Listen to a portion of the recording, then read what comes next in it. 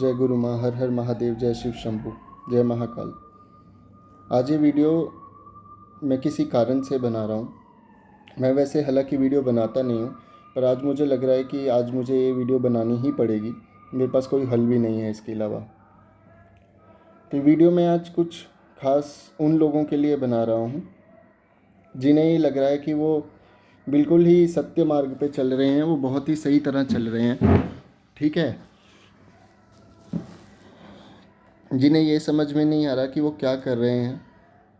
नाम नहीं लूँगा उन लोगों का मैं, क्योंकि मैं लेना भी नहीं चाहता हूँ। वो लोग डिज़र्व भी नहीं करते कि मैं उनका नाम लूँ, ठीक है ना। तो एक अच्छा रिश्ता एक अच्छा रिश्ता बनाया गया था, ठीक है।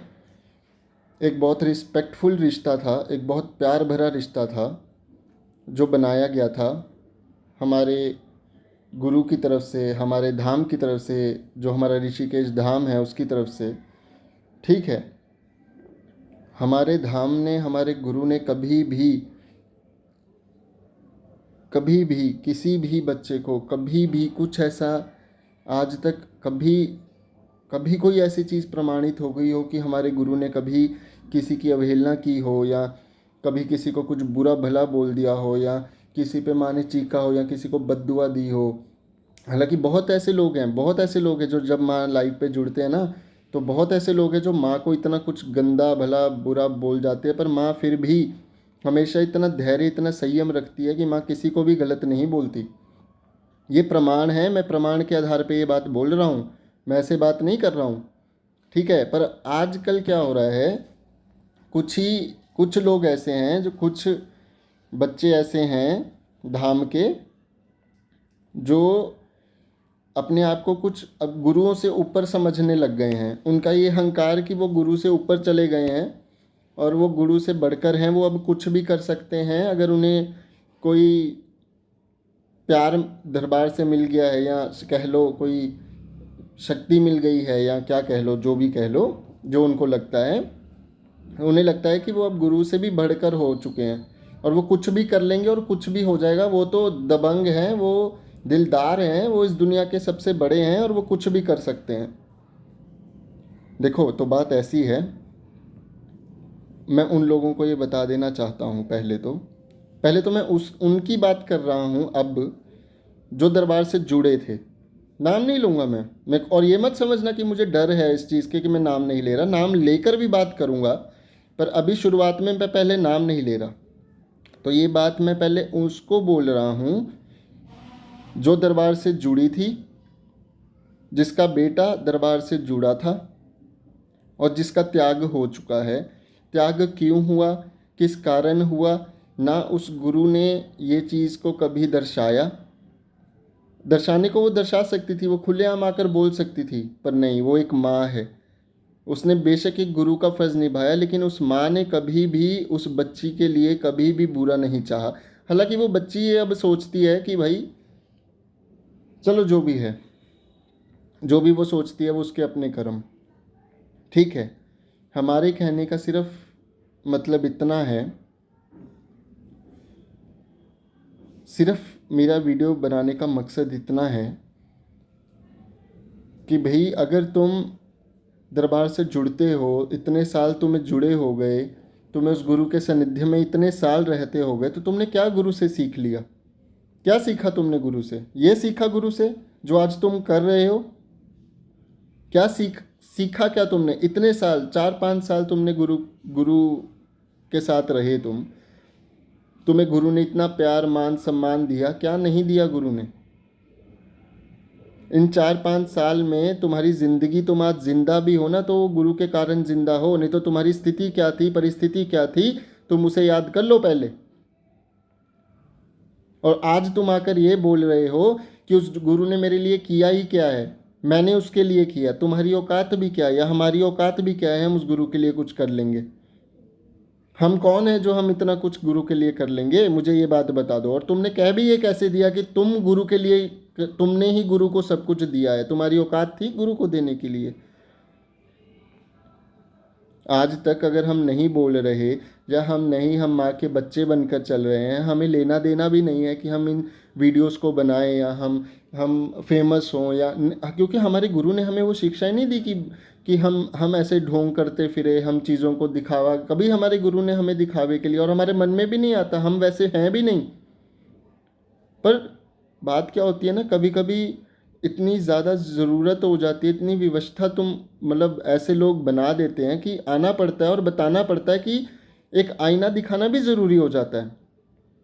अब मुझे पता है ये वीडियो सुन के भी कितना गुस्सा आ रहा होगा कि ये आईना मुझे दिखाएगा, ये करेगा, वो करेगा। देखो बात ऐसी है,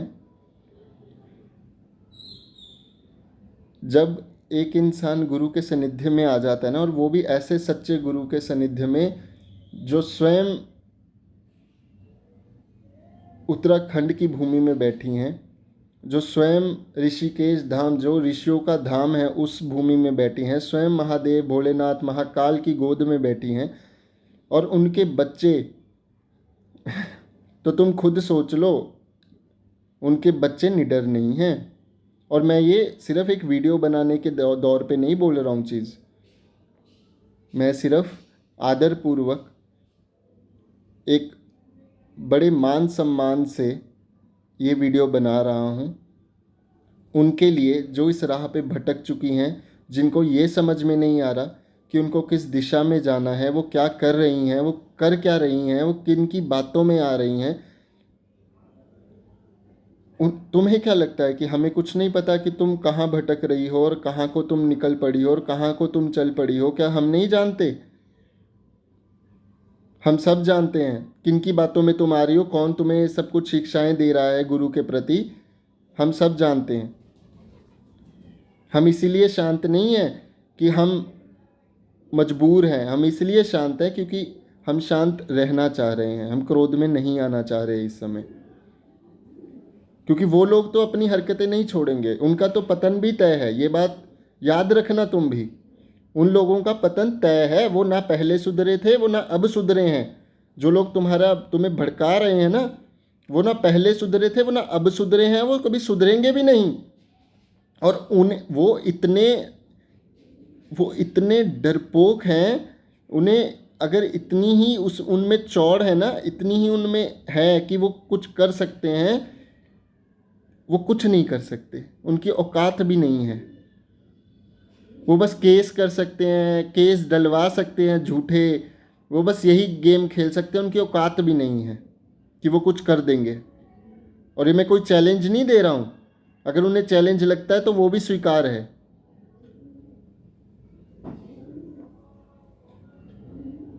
मैं सिर्फ आपको ये चीज़ समझाना चाह रहा हूँ इस वीडियो से, और मैं जानता हूँ आप इस बात को समझोगे। मैं फिर से खुद को, हम सब को, इस धाम को, आपको सबको एक मौका दे रहा हूँ ये समझाने का कि जिस राह पे आप चल पड़े हो उस राह पे मत चलो, ये राह सही नहीं है। उन लोगों का पतन तो तय है, वो तो निश्चय हो चुका है, वो लिख दिया गया है, वो बदल नहीं सकता। उनका पतन बहुत बुरा तय होगा, तय हो चुका है और वो होगा ही, वो निश्चय है, वो नहीं कोई पत्थर की लकीर है, कोई नहीं बदल सकता। तुम उस चीज़ में घुसोगे तो तुम्हें भी कोई नहीं बचा सकता, ये बात याद रखना। ये माँ भगवती भोलेनाथ का इंसाफ होगा, और ये होगा, ये याद रखना। अगर ये वचन धाम से निकल रहे हैं ना, तो ये उस बच्चे के, उन बच्चों के निकल रहे हैं, और ये बच्चे भी उस धाम के ही हैं, याद रखना। बेशक हम अपने गुरु जितने नहीं हैं, पर हमारी वाणी हमें गुरु ने दी है, ये आत्मा गुरु की है।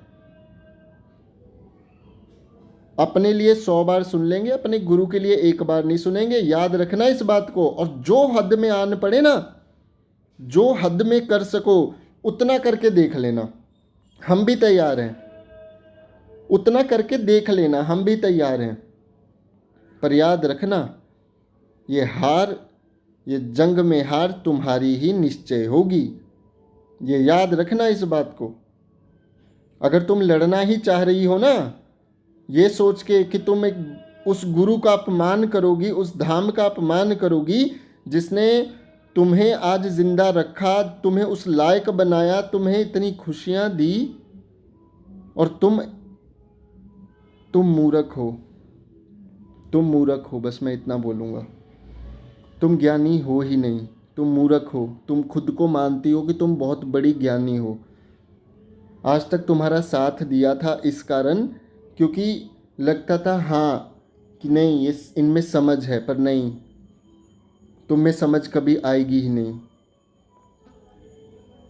बहुत दुख से ये चीज़ बोलनी पड़ रही है कि ऐसा समय भी आ जाता है कि बस जहाँ एक गुरु इतना कुछ कर देता है ना बच्चे के लिए, और बच्चा इस तरह से आकर बोले, तो उस गुरु पे भी क्या बीतती होगी ना, आज मैं समझ पा रहा हूँ। मुझे मजबूरन ये वीडियो बनानी पड़ रही है आज, सिर्फ अपने गुरु के लिए, क्योंकि यहाँ गुरु पे बात आ गई। बात अगर हमारे पे होती ना तो मैं इग्नोर ही कर रहा था, और ये बात अब की नहीं है, ये कब से चलती आ रही है। वीडियो आज बना रहा हूँ मैं, ये कब से चलता आ रहा है ये सब कुछ, और तुम भी जानती हो इस बात को। ये मैसेज, ये वीडियो सिर्फ तुम्हारे लिए है, मैं ये और किसी के लिए बना नहीं रहा हूँ। तुम्हें मैं पर्सनली भी कॉल पे भी बहुत कुछ बहुत बार समझा चुका हूँ, और तुमने मुझे वादा किया था कि तुम समझोगी, तुम समझ रही हो, और मेरा यकीन था, पर तुमने उस यकीन को भी तोड़ा। तो अब उम्मीद मत रखना, अब किसी चीज़ की उम्मीद मत रखना। पर अगर अब तुम ये सोच रही हो ना कि हाँ हम हैं हमारे, और वो लोग भी जो सोच रहे हैं कि हमारे साथ भी लोग खड़े हैं, हम भी देख लेंगे क्या होगा, उनकी जो सोच है वो भी सब पता है हमें।